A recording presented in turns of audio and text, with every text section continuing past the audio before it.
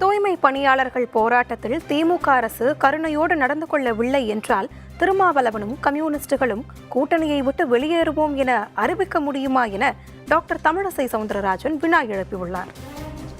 திருமாவளவன் தூய்மை பணியாளர்களின் பிரச்சனையில் கருணையோடு நடந்து கொள்ளவில்லை என்றால் கூட்டணியை விட்டு வெளியே வர தயார் என்று சொல்ல முடியுமா?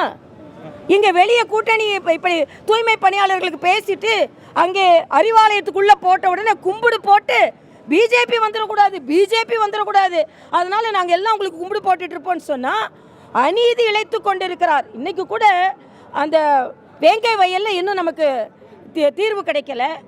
திருமாவளவனும் சரி, கம்யூனிஸ்டுகள் என்ன சொல்றாங்க? இந்த தனியார் மயமாக்கத்திற்கு கம்யூனிஸ்டுகள் என்ன சொல்கிறார்கள்? ஆக கம்யூனிஸ்டும் சரி, திருமாவளவனும் சரி வெளியே வாய் பேசுறாங்க, உள்ள போய் அடங்கி இருக்கிறார்கள்.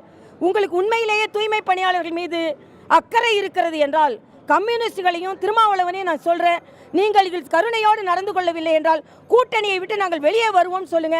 அப்போ அந்த தலைவர்களை மக்கள் நம்புவார்கள்.